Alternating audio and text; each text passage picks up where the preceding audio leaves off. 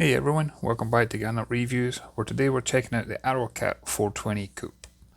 ArrowCat offer this one with a wide range of outboard options in both gas and diesel outboards. They actually now work with OXE outboards at 300 horsepower each. And if you do that at 18 mile an hour, you're looking at about 50% better than gas for the fuel economy.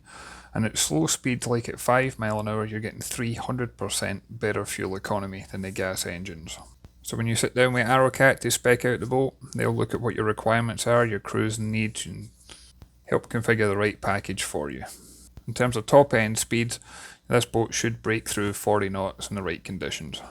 In the aft cockpit, we've got a grilling station here. There's a retractable overhead canopy to give you extra shade and protection. And I like how there's also a fridge outside as well. That way you can keep all your refreshments close at hand.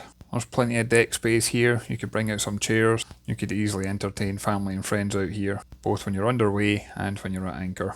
And that's one advantage of being a cat. She's 41 foot 9 inches in length, but she's got a beam of just under 15 feet. This one's also shallow draft, with a draft of only 18 inches. And as we head inside, I like the way you can pop those windows up and open a door, and it kind of makes a whole boat an open plan area. Makes it easier for socialising with friends, but obviously you can have this fully enclosed if you want to run with the AC on instead. So as we head in, you've got the galley on the starboard side. This one's equipped with a fridge, the freezer, it's got an electric stovetop, and there's plenty of storage for all your cooking utensils, as well as dry storage for the food.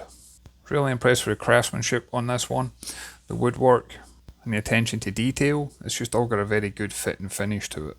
And then as I pan round to the port side, I love the amount of visibility you've got. Most of these windows are opening windows, so you've got extra ventilation coming in as well. And you'll see on the port hand side, this is where we've got an L-shaped seating area. We've also got the cockpit table, and this can fold out if you need extra space. Or you can have it retracted like it is, and you see it's got drinks holders built into it.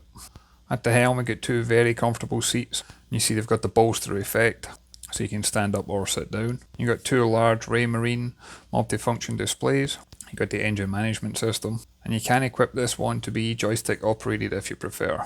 And this also has VHF radio. You can equip it with AIS. And from here you've also got controls for things like the windlass. You can raise and lower that from the helm. And then if we follow this passageway on the starboard side, it's just a few short steps down. And then you'll find on the bow is where you'll find a master cabin. And this actually has a king size berth on the bow. And I'll show you this in more detail, but one feature I did like with the Catamaran is this cabin is accessible from both hulls. And again you can see that quality woodwork, including the flooring.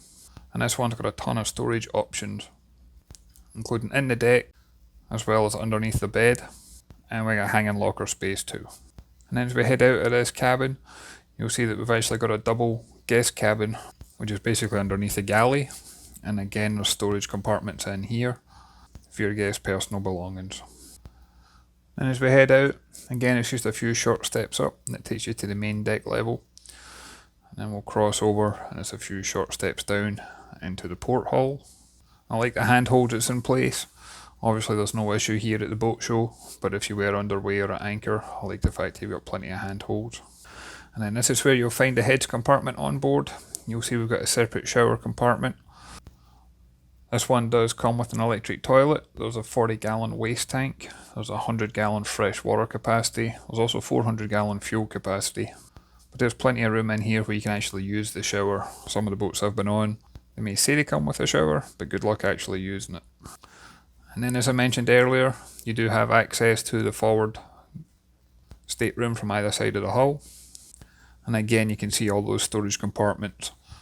It's available on both sides. With its 300 mile range at cruising speed and its low air draft, this would be an ideal one to consider for the great look. There's a ton of storage space, there's a ton of natural light, but it makes for a very comfortable liveaboard experience. I'd like to thank ArrowCat for allowing me the opportunity to come on board. I'd love to hear your thoughts and comments. If you could leave a comment down below. If you haven't done so already, please hit the like and subscribe button. And as always, I look forward to catching you on the next one. Thanks everyone.